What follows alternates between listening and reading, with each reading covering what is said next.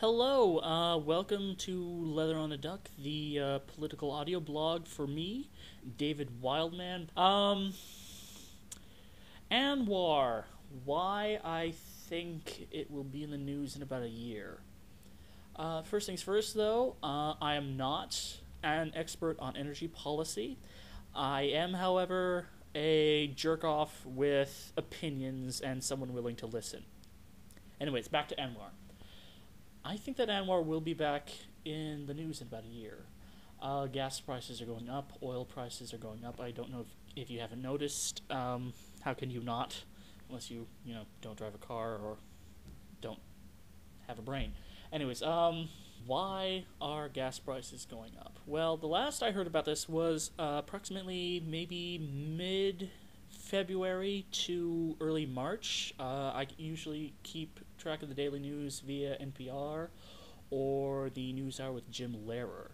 And you haven't exactly been here, and I haven't been hearing about this since so long ago in either of these venues. For reasons that are not exactly explained. The last I heard was that oil prices were going up because of projected demand. I don't know where this projected demand is coming from, honestly. It might be coming from the millions of jobs lost or the falling car sales or something else. It might be because China and India are still growing annually. Monthly, in fact, but at a much reduced rate. Who the hell cares? The thing is, though, is that oil prices and such are going up, and we haven't exactly seen, really, a financial or physical investment in time, resources, manpower, etc., in green technology. And this is why I think ANWR and offshore oil drilling especially is probably going to be in the news again. Simply because energy prices are going up. We still have the same amount of oil in the ground that we had back in 2007, in 2008. Actually, we have a little bit less than we had back in 2007 and 2008, so oil prices are probably going to experience another spike in approximately 9 months. If recent trends in energy consumption continue, namely the Tata Corporation has introduced the Nano, world's cheapest car. It's also quite possibly the world's lightest car, with the possible exception, I should say, of the Edsel. No, that's not right, obviously. Yes, the Diamaxion. Tiny, itty-bitty little car, very cute. I wanted one when I was 15. Anyways, the Nanatato, as my grandfather puts it, will probably increase India's traffic by about a lot. Double. I would not be surprised if there wasn't a double-digit increase in the amount of road traffic on India in the next 9 months or so. As sales begin to increase, oil demand will continue to rise at this rate, and it will affect us. And this will, of course, lead to calls for increased supply. Drill, baby, drill never would have reduced our oil prices.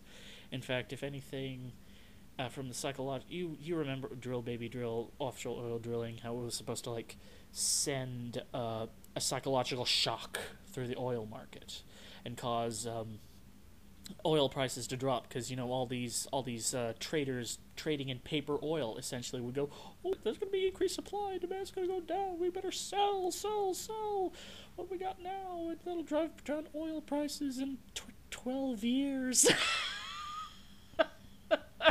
Oh, commodities traders don't care about what happens in 12 years, ladies and gentlemen. They probably care at most, if we're very lucky, what will happen in 2 years. These people who basically trade in paper oil, on average, hold on to their commodities for about 6 months.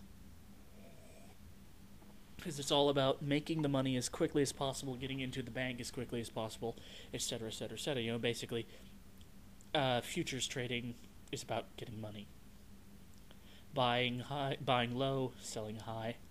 There we go. Basic economic policy in terms of futures trading. And so, this whole 12-year psychological business is just insanity.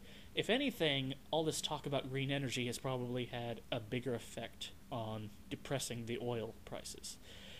Unfortunately, because, again, as I've just said, we haven't had any real economic or physical investment in green technology.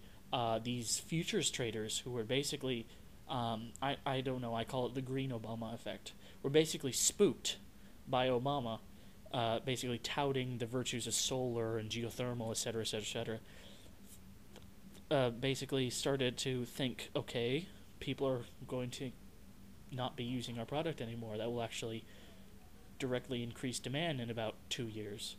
Except that, as I said, it hasn't seemed to really pan out, and this green Obama effect, as I just described, this psychological effect, as I just described, which is basically the same as drill baby drill, it's basically worn off. And we're probably going to see an increase in our prices. But realities of the market have never exactly influenced politicals or politicians, and there is a lot of money to be made in offshore oil drilling, especially for coastal states, especially for Alaska in general, if they could drill into ANWR. Here's an interesting factoid, I should say. The estimated oil and natural gas in ANWR could, if we totally wiped out our dependence on foreign oil, if we actually nationalized the oil market, made American oil for Americans, and all of our resources were going into, and all the American resources were going into America at American prices, and we added ANWR to it, we'd have enough fossil fuels for 5 years of consumption. Half a decade. This is including civilian, military, and commercial use. And I don't see the United States ever really nationalizing our energy policy. I don't think we're gonna go the way Venezuela did, and with Hugo Chavez. He still smells sulfur.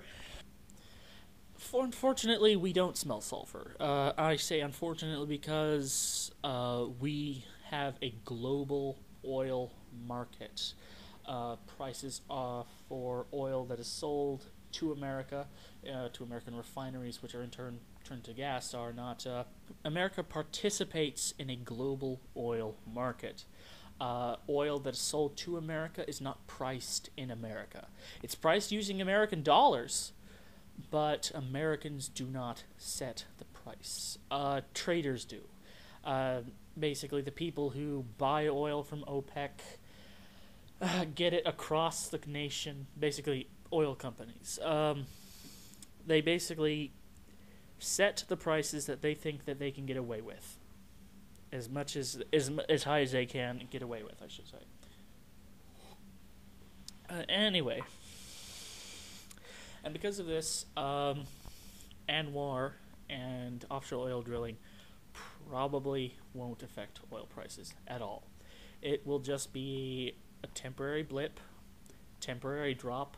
At most, it will be a lot like this recession drop and the green Obama effect drop. It'll last for about 6 months, and then it will creep on back up. But the thing is, though, it will creep on back up slowly. If you notice, oil prices are going up slowly. It ties into what I said before about oil companies setting their prices basically as high as they think that they can get away with. If there's a sudden jump, but no discernible or no definite cause, the consumer is going to go, oh, something's not right in Denmark. The thing is, though, it's happening just like that. Prices are going up. And there's not really any discernible cause except the excuse of China and India still growing. And the Tata Nano. Oh well. So anyway, expect a summation. Expect to see ANWR and Drill Baby Drill in the news again. Expect a lot more cars in India. If you're traveling to India, don't walk. At least not without padding. And remember that the next time that you hear about ANWR and Drill Baby Drill, it won't affect what you put in your tank.